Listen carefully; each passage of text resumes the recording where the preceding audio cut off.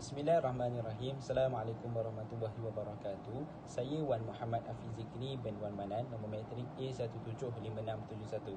InsyaAllah pada hari ini saya akan bentangkan 3 buah kitab pilihan saya, iaitu kitab Tafsir fi Zilalil Quran dalam surah Al-Ghashiyah, kitab Fathul Bahari dalam bab ilmu, kitab Ihya Ulumuddin dalam bab taubat. Menarik bukan? Jom sama-sama kita dengarkan penjelasan dari setiap kitab pilihan saya. Yang pertama, kitab Tafsir fi Zilalil Quran, iaitu memfokuskan tentang surah Al-Ghashiyah. Surah ini merupakan surah yang ke-88 dalam Al-Quran. Surah ini tergolong dalam surah Makkiyah dan mempunyai 26 ayat. Surah ini merupakan satu surah yang mengandungi nada-nada pertanyaan yang mendalam, tenang dan membangkitkan minat untuk berfikir dan merenungi kejadian-kejadian Allah. Surah ini membawa hati manusia menjelajah dua ruangan yang amat luas, iaitu ruang akhirat dan ruang alamnya. Semuanya dibentangkan dalam gaya pertanyaan yang mendalam, tenang tetapi menembusi lubuk hati. Surah ini dimulakan dengan ayat ini dengan tujuan untuk mengembalikan hati manusia kepada Allah dan mengingatkan mereka terhadap bukti-bukti kekuasaannya di alam ini dan tentang hisab dan balasannya di hari akhirat yang tetap akan berlaku. Pertanyaan ini menunjukkan kehebatan hari kiamat dan serentak itu juga menunjukkan bahawa persoalan akhirat yang telah pun dijelaskan dan diperingatkan sebelum ini. Pertanyaan dalam ayat pertama ini, hal ataka hadithul ghashiyah, adakah telah sampai kepadamu, membuatkan Rasulullah SAW benar-benar merasa surah ini dihadapkan kepada dirinya apabila baginda mendengarnya. Surah ini seolah-olah baru pertama kali diterima secara langsung dari Tuhan kerana hati Rasulullah amat peka terhadap firman Allah dan baginda juga merasa firman itu dikeluarkan terus kepadanya tanpa melalui pengantara sewaktu didengarnya oleh telinganya. Walaupun demikian, ayat ini adalah ditujukan kepada semua orang yang mendengar surah ini. Berita kiamat merupakan berita utama Al-Quran yang disebut berulang kali dalam bentuk peringatan, amaran dan penyampaian berita gembira untuk menggerakkan hati manusia supaya sentiasa sedar, takut dan bertakwa. Kitab Tafsir fi Zilalil Quran ini tentang surah Al-Ghashiyah. 7 ayat di atas menggambarkan gambaran azab sebelum menggambarkan gambaran kesenangan dan kenikmatan sesuai dengan suasana namanya Al-Ghashiyah. Pada hari itu terdapat golongan manusia berwajah muram, hina dan letih. Mereka di dunia bekerja begitu kuat dan penat, tetapi hasilnya tidak membangga dan menggembirakan mereka. Apa yang didapati mereka hanyalah kecelakaan dan kerugian, dan ini menambahkan lagi penderitaan mereka. Menurut satu pendapat berdasarkan ayat yang ke-6, Dhari' ialah sejenis pokok dari api neraka. Ini berdasarkan hadis yang menceritakan tentang pokok zakum yang tumbuh di dasar neraka. Menurut satu pendapat lain, Dhari' ialah jenis tumbuh-tumbuhan berduri di bumi yang dimakan oleh unta ketika ia masih menghijau, dan apabila dipotong, ia akan menjadi beracun dan tidak boleh dimakan unta. Justru itu, sama ada tumbuh-tumbuhan yang berduri atau pokok dari api neraka, kedua-duanya merupakan sejenis makanan ahli neraka. Oleh itu, jelas bahawa kita di dunia ini tidak dapat memahami hakikat azab di akhirat. Sifat-sifat azab yang diceritakan itu hanya untuk membolehkan kita menggambarkan kemuncak kesesaan yang bercampur kehinaan, kehampaan dan bakaran api neraka yang sangat panas, minuman dari air panas yang mendidih dan makanan dari duri-duri yang tidak berguna. Seterusnya, ayat 8 hingga 16. Semua ayat di atas merupakan nikmat-nikmat kesenangan yang dapat dilihat manusia seumpama di bumi. Nikmat-nikmat itu disebut sedemikian rupa untuk mendekatkan kepada kefahaman manusia di bumi, sedangkan hakikat yang sebenar terpulanglah kepada selera di sana yang dikurniakan Allah kepada golongan manusia. Sifat-sifat nikmat yang dijelaskan oleh Allah kepada kita hanya berguna untuk menolong kita memahami dan menggambarkan kemuncak kelazatan, kemanisan dan kenikmatan hidup yang tidak mampu mencapainya selama kita berada di sini. Ketika kita berada di akhirat nanti, barulah kita dapat mengenal hakikatnya apabila Allah memuliakan kita dengan limpah kurnianya dan keredaannya. Ayat 17 hingga 20. Setelah selesai menjelajah di alam akhirat, maka Al-Quran membawa kita kembali kepada alam dunia, iaitu sebuah alam yang menyarankan betapa besarnya kekuasaan Allah. Berdasarkan penafsiran ayat 17, unta merupakan haiwan masyarakat Arab yang utama. Ia merupakan alat kenderaan dan pengangkutan mereka. Susu dan dagingnya menjadi makanan dan minuman mereka. Bulu dan kulitnya menjadi pakaian dan khemah mereka.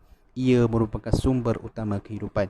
Walaupun kegunaan dan perkhidmatannya begitu besar, namun perbelanjaan memeliharanya kecil.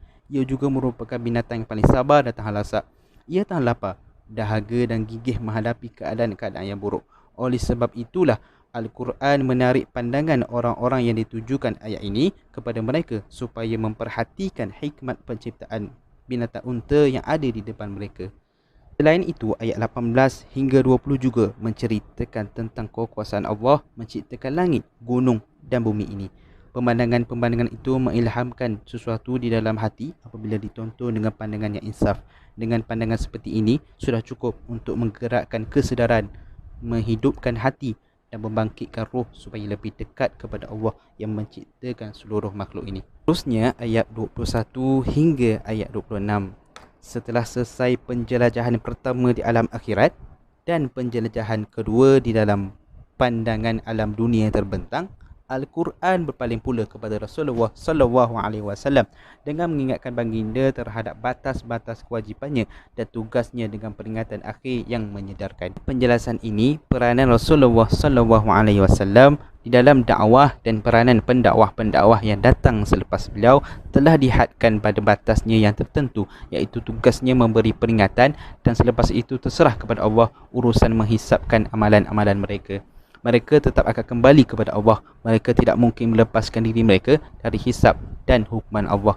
Tetapi hendaklah difaham bahawa setengah dari tugas menyampaikan dakwah ialah menghapuskan halangan dan rintangan supaya dakwah sampai kepada manusia. Inilah tugas jihad yang difahamkan dari Al-Quran dan sirah Rasulullah sallallahu alaihi wasallam tanpa kecuaian dan keterlaluan. Baiklah, seterusnya dalam kitab hadis, saya memilih kitab Fathul Bahri sebagai kitab pilihan saya dalam kitab hadis. Saya memilih bab ilmu, iaitu dalam bab ilmu tersebut pelbagai hadis dan huraian berkaitan dengan ilmu. Tapi saya mengambil bab yang ke-6, iaitu dalam kitab ilmu dalam kitab Fathul Bahri iaitu berkaitan hal-hal yang berhubungan dengan ilmu. Hadis yang dijelaskan itu ialah tentang kisah Imam bin Sa'labah. Topik utama dalam hadis ini membincangkan qiraat dan ad kepada seorang muhaddis, iaitu ahli hadis. Keterangan hadis membaca berbeza dengan ar kerana membaca lebih umum daripada ar. Seorang murid tidak dapat melakukan ar kecuali dengan membaca, kerana ar adalah apa yang dikemukakan oleh seorang murid kepada syekhnya atau kepada orang lain dengan kehadiran syekhnya, di mana hal itu lebih khusus daripada qiraah, yakni membaca. Sebahagian orang memperluas pengertian ar, iaitu jika seorang menghadirkan syekhnya yang asli dan melihatnya serta ia mengetahui kebenarannya, lalu ia mengizinkan untuk meriwayatkan dirinya. Sebenarnya pengertian seperti ini disebut dalam Ardul Munawwalah. Sebagian ulama salaf tidak menambah apa yang mereka daripada apa yang mereka ambil daripada syekhnya tanpa harus membaca kepada syekhnya. Untuk itu, Bukhari menulis bab khusus tentang bolehnya hal tersebut dan mengemukakan perkataan Hasan Al-Basri yang membolehkan qiraah kepada orang yang berilmu. Kemudian Imam Bukhari bersandar kepadanya setelah mengkritiknya. Kemudian diriwayatkan dari Sufyan Al-Thawri dan Malik berpendapat bahawa mendengar dari orang-orang berilmu adalah sama dengan membaca kepadanya.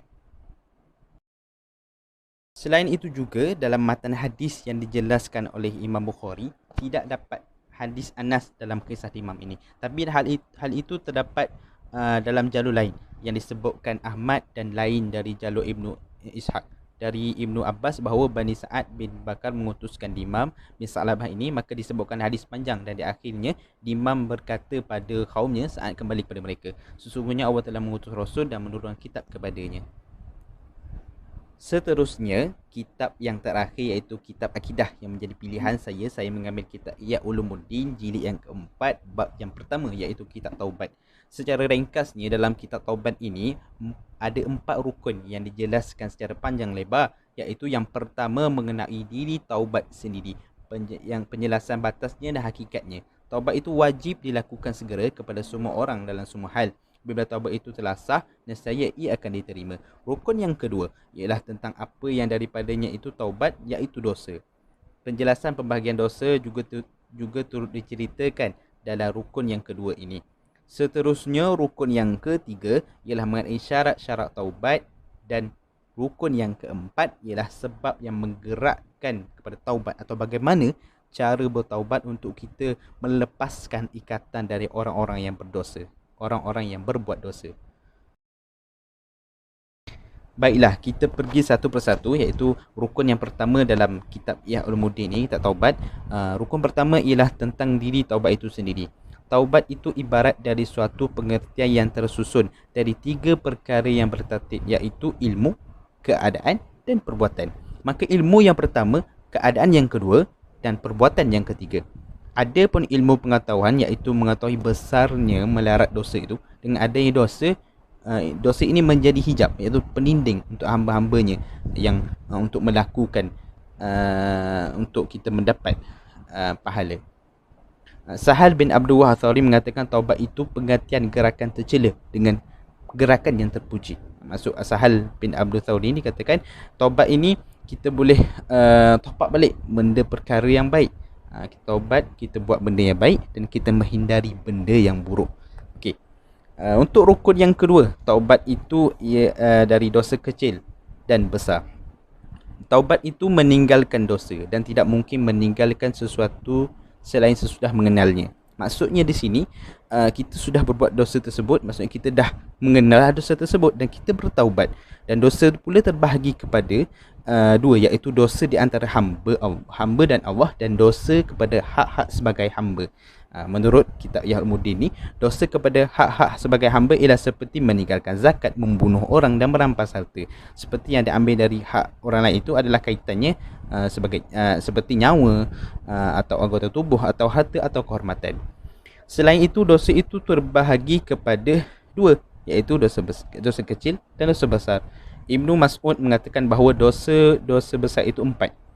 Ia berbeza pendapat. Ada Ibnu Umar radhiyallahu mengatakan dosa besar itu 7. Abdullah bin Amr mengatakan 9. Dan Ibnu Abbas juga ketika sampai kepadanya perkataan Ibnu Umar bahawa dosa besar itu 7, lalu beliau mengatakan bahawa dosa besar itu lebih mendekati kepada 70 daripada 7. Jadi tambahan juga di situ pada suatu kali itu Ibnu Abbas juga mengatakan setiap yang dilarang oleh Allah itu adalah dosa besar. Dan dikata juga mengatakan bahawa setiap yang dijanjikan Allah itu neraka, maka itu sebahagian daripada dosa besar. Seterusnya, rukun yang ketiga iaitu syarat-syarat taubat. Dalam kitab Ihya Ulumuddin ni dikatakan bahawa syarat sah taubat yang berkait dengan masa lampau ialah dengan mengembalikan fikirannya pada hari pertama ia dewasa. Maksudnya di sini dia nak mengatakan bahawa kita harus mengingat kembali masa hari pertama kita dewasa dan apa yang kita buat. Adakah kita melakukan maksiat atau tidak? Kita harus menilai, memeriksa perbuatan kita yang lalu sama ada perbuatan kita ni betul atau bersalah. Sebagai contoh, jika seseorang itu meninggalkan solat atau mengerjakan solat dengan kain yang bernajis, ada najis di kainnya, maka wajib solat itu diqada. Selain itu, dalam bab puasa juga ada yang puasa itu sengaja ditinggalkan atau dia berpuasa atau dia tinggalkan puasa dalam perjalanan, iaitu musafir. Jadi maka puasanya hendaklah diqada. Selain itu, tambahan lagi ada juga berkaitan dengan jika taubat seorang pembunuh, maka hendaklah dia membayar diat, denda dengan harta. Diat ni denda dengan harta, dan sampainya diat itu kepada yang berhak menerimanya. Tambahan pula, jika pembunuhan itu secara sengaja, maka taubatnya ialah wajib qisas. Okey. Di samping itu, dalam bab jenayah pula, jenayah ini adalah penganiayaan, iaitu menyakiti hati atau kita memalukan orang. Jadi taubatnya ialah dia harus meminta maaf kepada orang yang dia anai tersebut. Okey. Itu untuk rukun yang ketiga. Saya ringkaskan untuk rukun yang ketiga. Dan seterusnya rukun terakhir iaitu rukun keempat, iaitu bagaimana cara bertaubat untuk melepaskan ikatan dari orang yang berbuat dosa.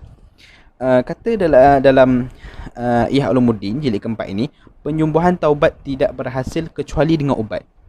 Maksudnya di sini, dan tiada siapa yang akan memahami obat yang tidak memahami penyakit tersebut, kerana tiada erti perubatan selain melawan punca penyakit.